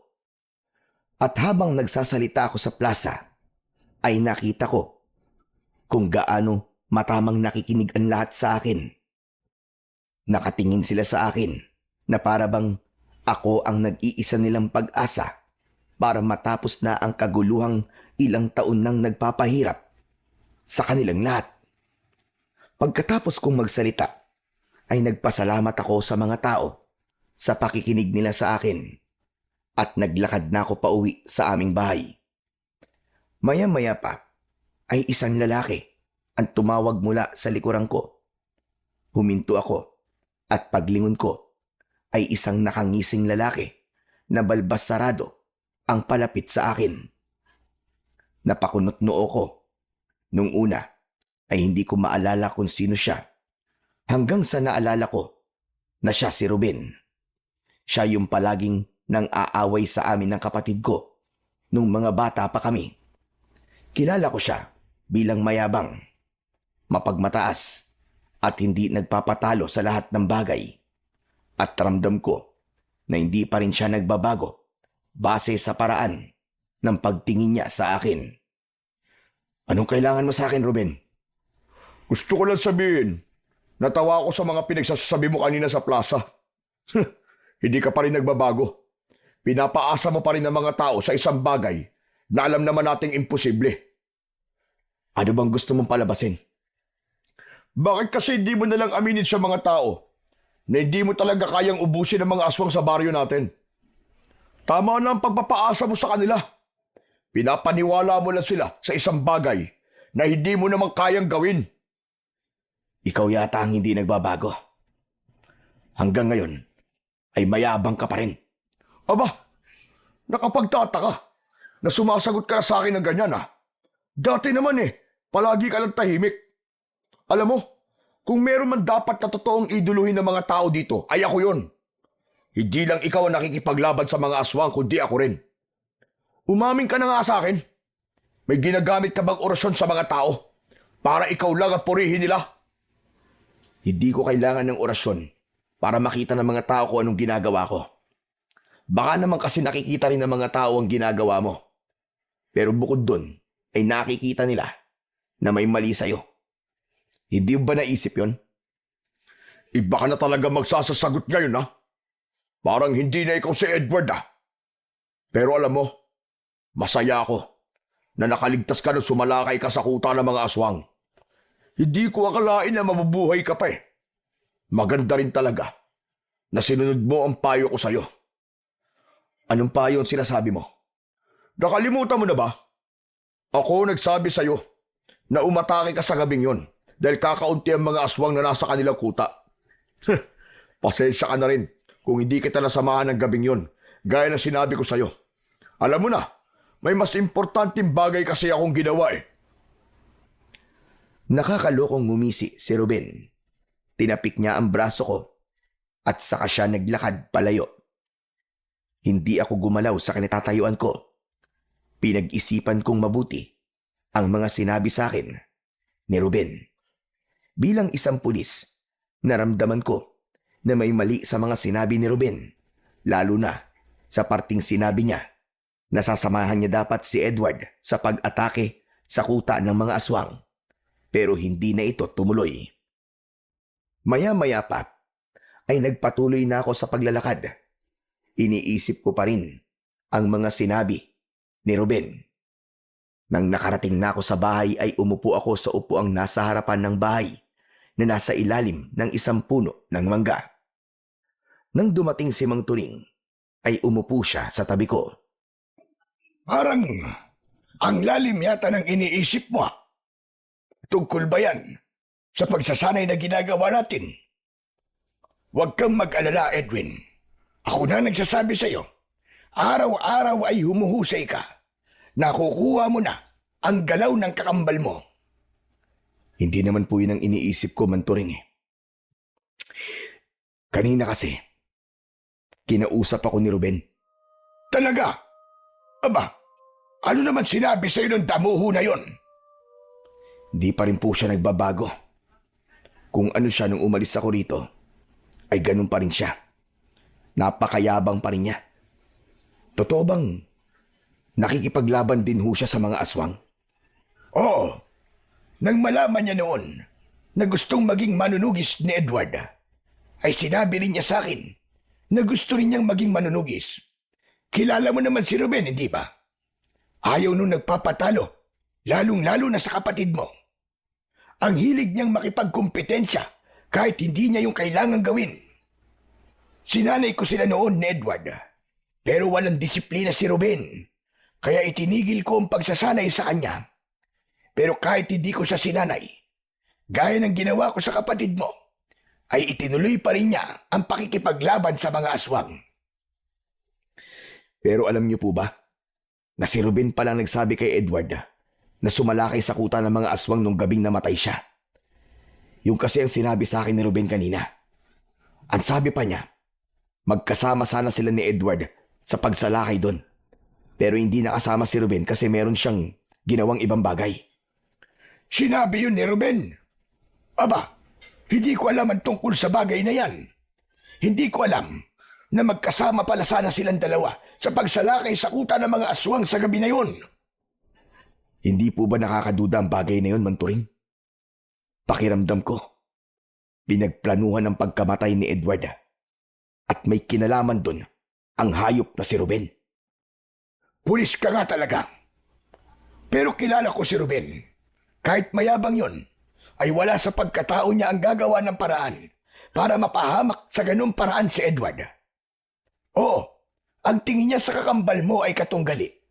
Pero sa tingin ko naman, ay hindi aabot sa ganung bagay si Ruben. Ayokong alisin ang duda ko kay Ruben. Babantayan ko pa rin siya. Kung may kinalaman nga siya sa pagkamatay ng kakambal ko, sisiguraduhin ko na magbabayad siya. Kung gusto mong gawin yan ay hindi kita pipigilan. Pero sana ay mas bigyan mo ng atensyon ang iyong pagsasanay. Lalo na't wala tayong ideya kung kailan sasalakay ang mga aswang. Huwag po kayong mag-alala, Mang Turing. Ginagawa ko naman po ang lahat para maging handa ako kung sakaling sumalakay na mga aswang dito sa baryo. Gagawin ko po ang lahat para walang magginala na hindi ako si Edward. Yan ang gusto kong marinig mula sa iyo. Maraming salamat talaga, Edwin. Alam kong mahirap para sa iyo ang ginagawa mo ito. Ginagawa ko po ito bilang ito ang huling-hiling ng kakambal ko. At gaya na sinabi niyo, ginagawa ko rin po ito para sa lahat ng taong nakatira sa baryo natin. Nakangiti akong tinanguan ni Mang Turing. Hindi nagtagal ay nagsimula na kaming magsanay. Inalis ko muna sa isip ko ang tungkol sa mga sinabi ni Ruben dahil alam ko na hindi yun makakatulong sa ginagawa naming pagsasanay ni Mang Turing. Nang matapos kaming magsanay ni Mang Turing, ay sandali akong nagpahinga. Nang makabawi na ako ng lakas, ay naisipan kong magtungo sa libingan ng aking kakambal. Mag-isa akong pumasok sa gubat. Sa aking paglalakad, ay may nakita kong ligaw na bulaklak na tumubo malapit sa isang malaking bato.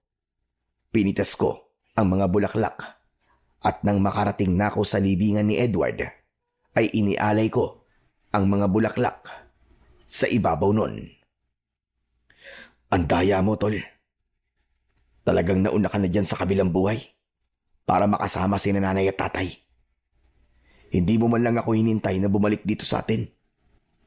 Tapos, grabing laki pa ng obligasyong iniwan mo sa akin. Minsan, hindi ko rin alam kung nasa tamang hulog pa ba ang utak mo. Pero puwera biro, tol. Huwag kang mag-alala. Gagawin ko ang lahat para makalaya na ang baryo natin sa mga aswang. Dahil alam ko na yun ang gusto mo.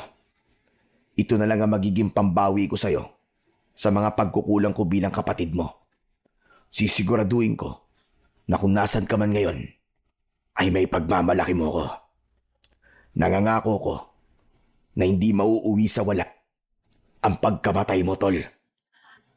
Napapitlag ako nang may narinig akong tunog ng nabaling sanga na parang merong nakaapak noon. Lumingon ako sa pinanggagalingan ng tunog pero wala naman akong nakitang tao. Lumingalinga pa ako sa paligid upang masiguro ko na walang ibang tao. Sino nandyan? May tao ba dyan? Naghintay ako kung may sasagot pero wala akong natanggap na sagot. Ipinilig ko ang ulo ko at inisip ko na guni-guni ko lamang yon. Hindi na ako nagtagal sa lugar na yon at umalis na rin ako. Sa paglalakad ko palabas ng gubat ay nakasalubong ko ang kaibigan kong si Bitoy. Sabi ko na nga pa, nandito ka, bossing eh. Wala ka kasi sa bahay mo, kaya naisip ko na baka dinalaw mo ang puntod ng kapatid mo. Huwag ka na nga maingay. Baka mamaya may makarinig pa sa mga sinasabi mo eh. Sino naman makakarinig sa mga sasabihin natin dito? Yung mga ibon? Yung mga hayop dyan sa paligid? Nagpapatawa ka naman, bossing eh. Magsabi ka na nga sa akin na totoo. Nandun ka ba kanina nung kinakausap ko si Edward sa puntod niya? Wala, bossing ha. Nakita mo naman na pupuntahan pa lang sana kita dito eh. Eh bakit? May problema ba, bossing? Wala. Tara na. Umuwi na tayo bago pa may makakita sa atin dito. Baka kung ano pang isipin nila na ginagawa natin dito eh. Nauna na akong maglakad kay Bitoy. Pero nakakailang hakbang pa lang ako nang tumigil ako sa paglalakad. Mabilis akong lumingon sa pinanggalingan namin dahil may naramdaman ako na presensya ng isang tao. Pero wala akong nakita kundi mga puno at mga halaman. Hanggang sa nagpatuloy na ako sa aking paglalakad. Pero may kaba akong naramdaman dahil hindi ako sigurado kung merong ibang tao na nakarinig ng mga sinabi ko kanina habang nasa harapan ako ng puntod ni Edward. Kung sakali kasi na may makakaalam na hindi talaga ako ang kakambal ko at malalaman yun ng buong baryo, ay paniguradong isa yung malaking gulo. Kinagabihan, nakahiga na ako sa papag at gising na gising pa rin ako habang si Bitoy ay nakahiga at natutulog na sa mahabang upuan sa sala. Dinig ko ang malakas niyang paghilik.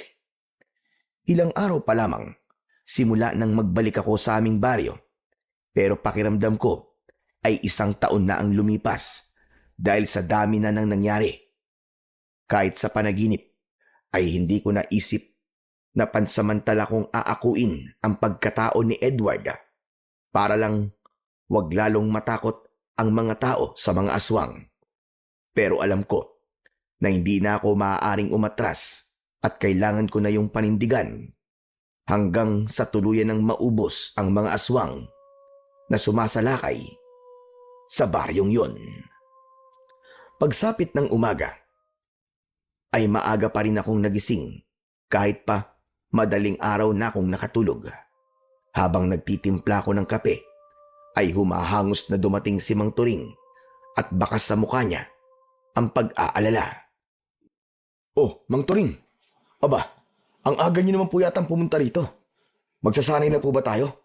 Pwede bang patapusin niyo muna kami ni Bitoy na mag-almusal? Mukhang may problema tayo. Si Ruben, pinatawag niya ang lahat ng mga tao at pinapunta niya sa plaza. At sabi niya ay meron siyang sasabihin tungkol kay Edward. Akala ko naman kung ano na. Malamang sisiraan na naman nun ang kakambal ko. Hayaan niyo siya. Wala namang maniniwala sa kanya dahil mas may tiwala ang mga tao kay Edward kaysa sa kanya. Kinakabahan ako, Edwin. May kutob ako na baka alam na ni Ruben na nagpapanggap kang ikaw si Edward. Sandali akong natigilan. Bumalik sa alaala ko yung nangyari kahapon habang nasa puntod ako ni Edward. Nanlamig ako at nagkaroon ako ng hinala na baka si Ruben yung lumikha ng ingay na narinig ko habang nandoon ako. Baka nakapagtago lang siya kaya hindi ko kagad siya nakita. Nagmamadali akong tumakbo papunta sa plaza habang nakasunod sa akin si Mang Turing. Panay ang dasal ko na sana ay mali ang mga sinabi sa akin ni Mang Turing, pero hindi ko maalis sa aking isipan na malaki ang posibilidad na alam na ni Ruben ang katotohanan. Pagdating namin sa plaza ay napakaraming tao na ang naroroon. Nasa unahan si Ruben at ngumisi siya nang makita niya ako. Hinawi ko ang mga tao para makalapit kay Ruben. Pero nang malapit na ako sa kanya, ay doon na siya nagsimulang magsalita. Napahinto ako sa paglapit kay Ruben. Mga kababaryo, alam kong ikalulungkot niyong lahat ang aking sasabihin. Pero karapatan ninyong malaman ang katotohanan. Kahapon, nakita ko si Edward na nagtungo sa gubat ng mag-isa. Nagtaka ako dahil hindi naman siya nagpupunta roon, lalo na kung umaga. Sinundan ko siya at isang katotohanan ang talagang gumimbal sa akin. Tumigil ka na, Ruben! Bakit mo ako pinapatigil, Mang Turing? Kasabwat ka ba ni Edward sa panluloko niya sa amin lahat? O baka mas tamang sabihin na, Edwin, tama po ang inyong narinig. Ang Edward na kasama natin ngayon na nandito sa plaza ay hindi ang totoong Edward. Siya ay walang iba kundi si Edwin, ang kakambal ni Edward na umalis doon at nagpakalayo-layo. Dahil ang totoong Edward ay patay na. Namatay siya nung huling beses siya sumalakay sa kuta ng mga aswang. Kasinungalingan yan, Ruben. Huwag po kayo maniniwala sa sinasabi niya. Nagsisinungaling lang siya para siraan ako. Maniwala kayo. Ako si Edward. Hinahamon mo ba ako na patunayan sa lahat na nagsasabi ako na totoo? Baka gusto mong hukayin namin ang libingan ni Edward sa gubat para makita namin ang naaagnas ng bangkay doon. Tumiim ang bagang ko habang matalim na nakatingin kay Ruben. Nagsimulang magbulungan ang mga tao sa paligid ko. Lahat ay nakatingin sa akin na parabang pilit nilang inaalam kung ako ba talaga si Edward o hindi. O ano? Bakit bigla kang tumahimik? Nakukonsensya ka na ba sa ginagawa mong panluloko sa aming lahat, ha, Edwin? O baka naman nag-iisip ka ng panibagong palusot? Sige, magpalusot ka pa. Panindigan mo ang mga kasinungalingan mo. Kung itatanggi mo pa rin ang katotohanan at palalabasin mo na ako sinungaling, ay mas mabuti pang hukayin na namin ngayon ang libingan ni Edward para magkaalaman na. Tama na. Hindi ako papayag na gawin niyo yan. Huwag niyong babastusin ang libingan ng kakambal ko. Mga kababayan, narinig niyo naman po siguro sinabi ni Edwin. Sa bibig niya na rin mismo nang galing na patay na talaga si Edward at nagpapanggap siya bilang si Edward. Malamang, sabik din sa pagiging sikat itong si Edwin kaya ninakaw niya ang katauhan ng kakambal niya. Kung niloloko tayo noon ni Edward na kaya niyang ubusin ang mga aswang, ay mas niloloko tayo ngayon ng Edwin na to dahil wala naman siyang kakayahan na makipaglaban sa mga aswang. Hindi totoo yan. Oo, nagpanggap akong ako ang kakambal kong si Edward. Dahil yun ang huling habilin niya kay Manturing bago siya namatay. Maganda ang layunin ng kapatid ko kung bakit gusto niyang gawin ko yun. Ayaw niyang mawala ang pag-asa ng mga tao rito na makakalaya pa kayo sa takot sa mga aswang. Alam niya na siya lang ang inaasahan ng lahat pagdating sa pakikipaglaban sa mga aswang. Kahit ano sabihin mo, ay wala nang maniniwala sa'yo. Niloko mo kaming lahat eh. Maging si Edward ay niloko niya rin kami. Sa bagay, kambal nga pala kayong dalawa. Kaya parehas kayong manloloko. Sabay-sabay na sumigaw ang mga tao ng manloloko at sinungaling. May mga tumawag pa sa akin ng huwad na manunugis. Gusto ko pa sanang magpaliwanag sa kanila, hindi para linisin ang pangalan ko, kundi para linisin ang pangalan ni Edward. Pero hinila na ako ni Mang Turing papalayo sa plaza. Paglabas namin ng plaza, ay sinalubong kami ni Bitoy at kasama na niya kami na umuwi ng bahay. Kahit malayo na kami sa plaza, ay dinig na dinig ko pa rin ang sigawan ng mga tao. Nasaktan ako, hindi para sa aking sarili, kundi para kay Edward. Pakiramdam ko kasi ay sinira ko ang maganda niyang reputasyon sa baryong yon na alam kong inalagaan niya ng napakahabang panahon. Nang nakauwi na kami sa bahay ko, ay agad kong isinarado ang pinto. Nagpalakad-lakad ako at nag-isip ako kung ano na ang sunod naming gagawin. Napakasama pala talaga ng ugali ng Ruben na yun. Hindi ba niya naisip na kaya ka nagpanggap, nakakambal mo, ay para rin sa baryo nyo? Hindi na yun maiisip ni Ruben. Dahil matagal na siyang may inggit kay Edward. Kaya naman, gagawin niya ang lahat para masira si Edward at para siya na ang hangaan ng mga tao. Magsasalita pa sana ako. Ngunit biglang dumating si Clarissa. Luhaan siya at nakatingin siya sa akin na para bang naguguluhan. Nang nakalapit si Clarissa sa akin, ay nagulat ako nang sinampal niya ako ng napakalakas. Walang iya ka. Manloloko ka. Kaya pala parang may kakaiba sa'yo. Dahil hindi ka naman pala si Edward. Clarissa, hayaan mong ako ang magpaliwanag sa'yo, Iya. Isa ka pa, Manturing. Kasabot ka ng lalaking ito sa panloloko sa aming lahat. Hindi niyo ba alam kung gaano kasakit para sa akin na malaman na matagal na palang patay si Edward? Ang sasama niyo. Paano niyo ito nagawa? Paano niyo ito nagawa? Dahil yun ang gustong gawin ni Edward, Clarissa.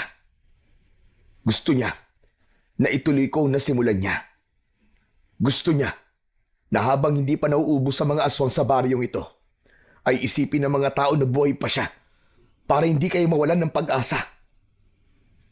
Naiintindihan ko ang galit mo sa akin ngayon, Clarissa. Pero sana, unawain mo rin kung bakit ito ginusto ng kakambal ko. Dalhin niyo ako sa libingan ni Edward. Ngayon din. Sinamahan namin si Clarissa sa puntod ni Edward. Doon ay mas lalong tumindi ang pag-iyak ni Clarissa. Hinayaan lang namin siya na ilabas ang lahat ng kanyang emosyon dahil mas makakabuti yun sa kanya. Matagal bago kumalma si Clarissa at medyo nag-alala na ako sa kanya dahil buntis siya. Sa awa ng Diyos ay kumalma na siya makalipas ang ilang sandali.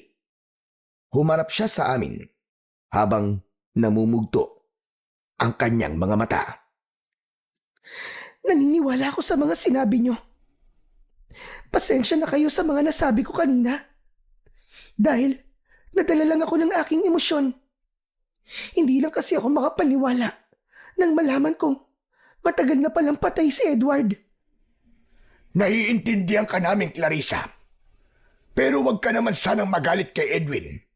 Dahil si Edward ang may ideya na magpanggap si Edwin na nobyo mo.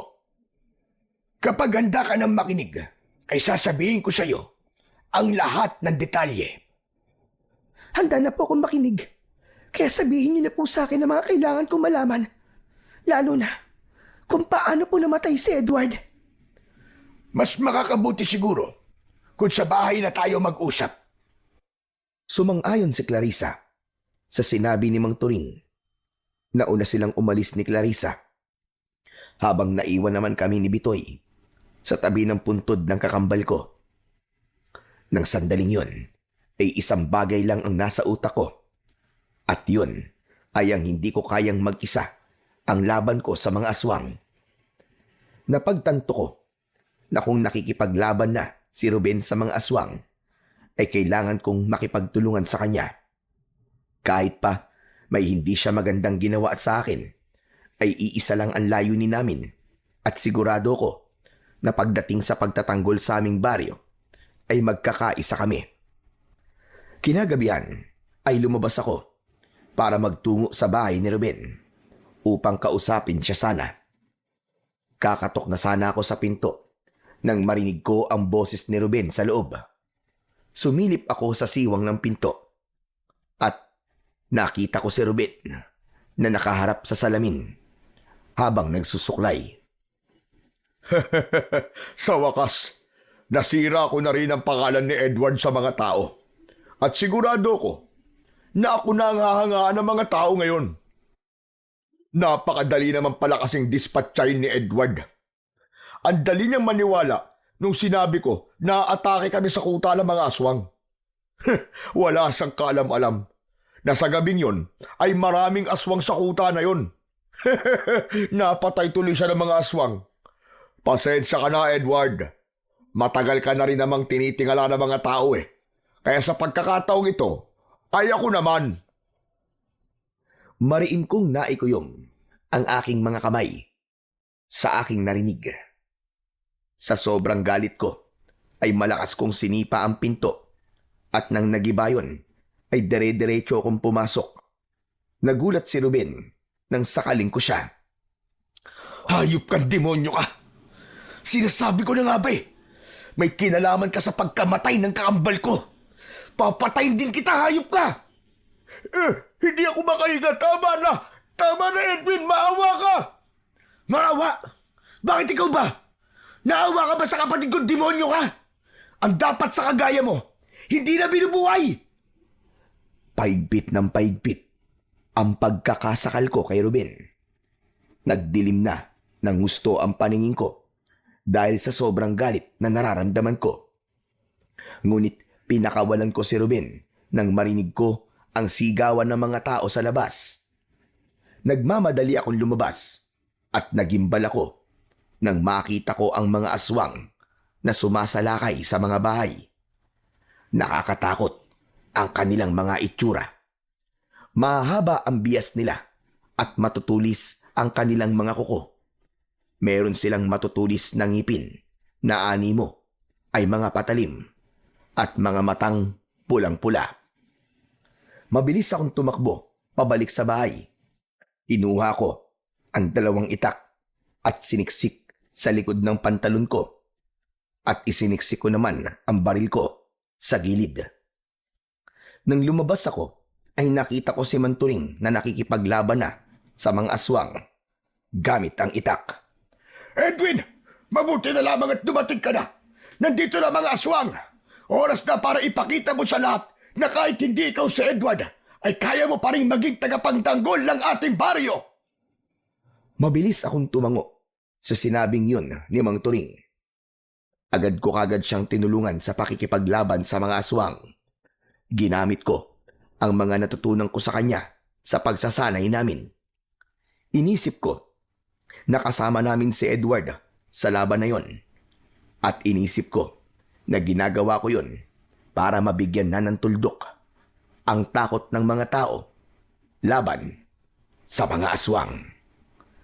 Nagtalikuran kami ni Mang Turing nang pinalibutan kami ng mga aswang. Ibinalik ko sa kaluban ang 2 itak at saka ko inilabas ang aking baril. Isa-isa kong pinaputukan ang mga aswang at sinigurado ko na sa ulo ko sila tinatamaan upang masiguro ko ang kanilang kamatayan. Nang sabay-sabay na umatake sa amin ang mga aswang, ay muli kong inilabas ang aking mga itak. Naramdaman ko ang pagdaloy ng enerhiya ng itak papunta sa aking katawan hanggang sa kahuli-huli ang himaymay ng aking laman. 2 aswang kagad ang sabay kong sinaksak sa kanilang leeg. Lumuhod ako at 2 aswang din ang nilasdas ko ang tiyan at parehas na lumabas ang kanilang mga laman loob at sumambulat ang dugo. Nagpatuloy ang madugong labanan. Ramdam ko na maging si Mang Turing ay walang balak na sumuko kahit alam kong pagod na siya at may katandaan. Punong-puno kami ng determinasyon na tapusin na sa gabing yon ang bangungot na matagal nang bumabalot sa aming baryo. Mas lalo pang lumakas ang loob ko dahil alam ko na kailangan kong patunayan sa lahat ng mga tao na kahit hindi ako ang kakambal kong si Edward, ay kaya ko pa ring maging tagapagtanggol. May mga pagkakataon na nasusugatan ako ng mga aswang. Pero hindi ko yun inintindi. Bagkus, mas lalo ko pang pinaghusay ang aking pakikipaglaban. Hindi ko inalis sa isip ko na nasa tabi ko si Edward at kasabay ko siyang nakikipaglaban sa mga kampon ng kadiliman. Hindi ako makapaniwala nang biglang dumating si Bitoy na may daladala ring itak. Nagsimula na rin siyang tumulong sa pakikipaglaban. Nang makalapit siya sa akin, ay inabot niya ang lalagyan ko ng mga bala. Bitoy, umalis ka na rito! Baka mapano ka pa! Hindi ko kayang panoorin ka na lang, bossing. Maraming beses mo na akong tinulungan. Kaya dapat lang kitang tulungan sa pagkakataong ito. Patay na akong patay. Anak nang, ang tigas talaga ng ulo mo. Bala ka na nga sa buhay mo. Pero salamat. Huwag ka mamamatay, ha. Pag namatay ka, papatayin kita. Nye! Mabilis ko nilagyan ng mga bala ang aking baril. Ginamit ko yon upang barilin ang mga aswang na nasa malayo at hindi abot ng aking itak. Makalipas ang halos 1 oras, ay doon ko lang napansin ang dami ng mga aswang na napatay namin. Nakabulagta ang mga aswang na duguan at puno ng sugat mula sa aming mga itak. Hanggang sa iilang aswang na lamang ang natitirang buhay. Tila nakaramdam na sila ng takot, kaya umatras na sila at tumakbo ng mabilis papalayo. Hoy, ano? Bumalik kayo rito! Hindi pa ako tapos sa inyo! Tatagtadin ko kayo ng pinong-pino! Gagawin ko kayong bobbies! Tama na, Bitoy, tama na. Umalis na nga eh. Pababalikin mo pa. Kaya hindi pa natin sila nauubos eh. Baka mamaya bumalik pa mga damuhong yun dito eh. Sa tingin ko, hindi na maglalakas ng loob na bumalik ang mga yon. Alam kong nakita at naramdaman nila na hindi nila tayo kaya. Isa pa, kakaunti na sila. Wala nang laban ng bilang nila sa atin, kahit 3 lang tayo. Napansin ko ang mga taong unti-unting lumalabas sa kani-kanilang bahay. Nakatingin sila sa amin na para bang hindi sila makapaniwala sa aming nagawa. Hanggang sa kinausap ni Mang Turing ang mga tao. Mga kababaryo, nakita niyo naman siguro ang ginawa ni Edwin para lamang maprotektahan kayong lahat. Siguro naman ay hindi niyo naiisipin na hindi niya kayang makipaglaban sa mga aswang dahil hindi siya si Edward. Tandaan niyo, lahat tayo ay maaaring maging bayani ng ating baryo kung meron tayong lakas ng loob at tapang na labanan ng kasamaan. Siguro naman mga kababaryo ay naiintindihan nyo na rin kung bakit ginusto ni Edward na wag agad ipaalam sa inyo ang kanyang kamatayan. Huwag kayong mag-alala. Hindi ako galit sa inyo. Naiintindihan ko kung bakit niyo ko sinabihang sinungaling at manluloko. Pero sana ay huwag niyong kakalimutan ang mga nagawa ni Edward para sa inyo sa loob ng napakahabang panahon. Huwag niyo sanang hayaang maburaan lahat ng pagsasakripisyo niya nang dahil lang sa isang pagsisinungaling. Sana ay maalala niyo siya bilang isang bayani na ibinuwis ang kanyang buhay para sa inyong lahat. Walang kahit isa ang nagsalita. May ilan na napayuko at tila nahihiyang tumingin sa amin. Tumingala ako sa langit at isang matamis na ngiti ang kumawala sa aking labi. Umasa ako na sana ay nakita ni Edward ang lahat ng nangyari sa gabing yon at sana ay masaya na siya sa kung saang lugar man siya naroroon. Matapos ang gabing yon ay naglaho si Ruben na parang bula. Malakas ang hinala ko na nahiya na siyang magpakita sa baryo namin matapos kong malaman na may kinalaman pala siya sa pagkamatay ng kakambal kong si Edward. Bago kami bumalik ni Bitoy sa Maynila, ay lumapit sa akin ang mga taga-baryo at humingi sila ng tawad sa mga naging pagdududa at galit nila noon sa akin. Magaan ang pakiramdam ko habang paalis dahil alam kong tapos na ang gulo at wala na akong dinadalang bigat sa aking dibdib. Kapag nagkakaroon ako ng pagkakataon, ay bumabalik ako sa baryo namin para kumustahin ang lahat. Natutuwa ako tuwing sinasabi sa akin ni Manturing na wala ng pag-atake ng mga aswang mula nung gabing nakipaglaban kami sa mga aswang. Ilang buwan ang lumipas at nanganak na si Clarissa at bilang pag-alala kay Edward ay nagbibigay ako ng pinansyal na tulong para sa aking pamangkin. Sa lahat ng nangyari, natutunan kong pahalagahan ang oras kasama ang mga mahal ko sa buhay dahil hindi ko alam kung kailan sila mawawala. Natutunan ko rin na lahat ng hangarin ko sa buhay ay matutupad basta't malinis ang aking intensyon at para sa kabutihan ang aking ginagawa.